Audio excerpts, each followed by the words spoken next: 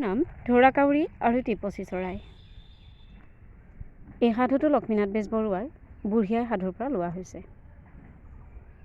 এক বোলে ঢোঁৰাকাউৰী আৰু এটা টিপচী চৰাই আছিল। সিহঁত দুয়ো সখী বন্ধালে। এদিন দুয়ো একেলগে এজোপা গছৰ ডালত বহি আছিল। এনেতে দেখিলে যে এজনী বুঢ়ীয়ে ধান সিজাই চোতালত মেলি দিছে। ঢোঁৰাকাউৰীয়ে টিপচীক ক'লে, সখী সখী চোৱাচোন, সৌ বুঢ়ীজনীয়ে সিজোৱা ধান ৰ'দত মেলি দিছে। এথাপ মাৰি আমি আনোহো কাহা। টিপচীয়েও এৰা আনোহো কাহা বুলি মাত দিলত ঢোঁৰাকাউৰীয়ে ক'লে, কিন্তু সখী এটা কথা, মই ঠোঁটত যিমান ধান আনিম তুমিও যদি সিমান আনিব নোৱাৰা তেনেহ'লে মই তোমাক খাম, আৰু তুমি যিমান আনিবা ময়ো যদি সিমান আনিব নোৱাৰোঁ তেন্তে তুমি মোক খাবা।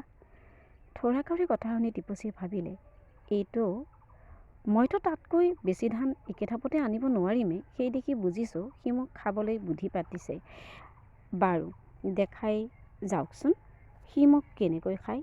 ইয়াকে ভাবি টিপচীয়ে উত্তৰ দিলে, বাৰু সখী সেয়ে হওক। ঢোঁৰাকাউৰীয়ে ক'লে, তেন্তে তুমি আগেয়ে থাপ মাৰি আনা। টিপচীয়ে উত্তৰ দিলে, নহয় সখী তুমি আগেয়ে আনা। কাউৰীয়ে ক'লে, তুমিহে আগ হ'ব লাগে, মই তোমাৰ পিছতহে।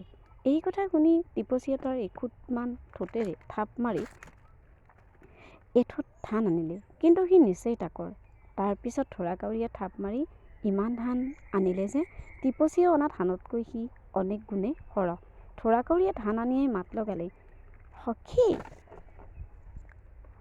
সখী মই তোমাক এতিয়া খাব পাওঁ। টিপচীয়ে উত্তৰ দিলে, নিশ্চয় পোৱা, সেই দেখি তুমি মোক খাবা, কিন্তু তাৰ আগেয়ে তুমি মোৰ এটা কথা ৰাখিব লাগিব। তুমি সততে মৰাশ খাই ফুৰা, সেইবাবে তোমাৰ ঠোঁটটোত বৰ বেয়া গোন্ধ।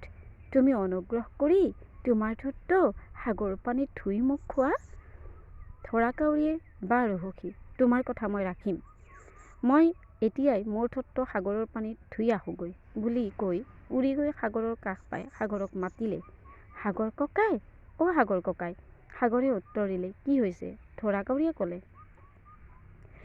দে পানী পখালো ঠোঁট, ভোজন কৰোঁ টিপচী গোট। দে পানী পখালো ঠোঁট, ভোজন কৰোঁ টিপচী গোট। সাগৰে উত্তৰ দিলে, কিহতকৈ দিম, যদি কিবা এটা পাত্ৰ দিব পাৰা তেন্তে দিব পাৰোঁ। সাগৰৰ উত্তৰ শুনি কাউৰীয়ে টেকেলি এটা বিচাৰি কুমাৰৰ ঘৰলৈ গ'ল।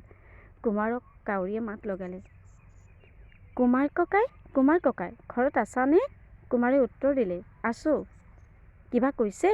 কাউৰীয়ে ক'লে, দে টেকেলি তোলো পানী পখালো ঠোঁট, ভোজন কৰোঁ টিপচী গোট। দে টেকেলি তোলো পানী পখালো ঠোঁট ভোজন কৰোঁ টিপচী গোট, ভোজন কৰোঁ টিপচী গোট। কুমাৰে ক'লে, মোৰ ঘৰত গঢ়া টেকেলি নাই, যদিও অলপমান মাটি আনি দিব পাৰা তেন্তে মই টেকেলি এটা গঢ়ি দিব পাৰোঁ। কুমাৰৰ কথা শুনি কাউৰীয়ে মাটিৰ ওচৰলৈ গৈ মাটিক ক'লে, দে মাটি দিওঁ কুমাৰক, গঢ়ক টেকেলি তোলো পানী পখালো ঠোঁট, ভোজন কৰোঁ টিপচী গোট। দে মাটি দিওঁ কুমাৰক, গঢ়ক টেকেলি তোলো পানী পখালো ঠোঁট, ভোজন কৰোঁ টিপচী গোট, ভোজন কৰোঁ টিপচী গোট। মাটিয়ে উত্তৰ দিলে, মই নিজে কেনেকৈ দিম, যদি কিবা উপায়েৰে খান্দি নিব পাৰা নিয়া। মাটিৰ সমিধান পাই কাউৰীয়ে মহৰ ওচৰ পালেগৈ। সি মহক মাত লগালে,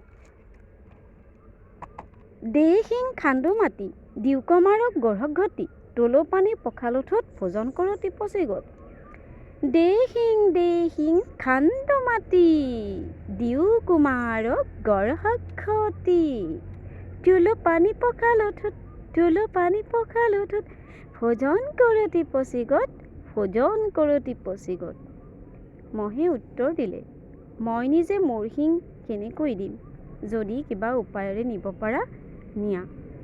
মহৰ কথা শুনি কাউৰীয়ে গৈ কুকুৰৰ ওচৰ পাই কুকুৰক ক'লে, মাৰ মহ নিওঁ শিং খান্দো মাটিক, দিওঁ কুমাৰক গঢ়ক ঘটি। মাৰ মনিও সিং খান্দো মাটি দিও কুমাৰক কৰ্ষক ঘটি তোলো পানী পখাল উঠোত ভোজন কৰক টিপচি গোট ভোজন কৰক টিপচি গোট।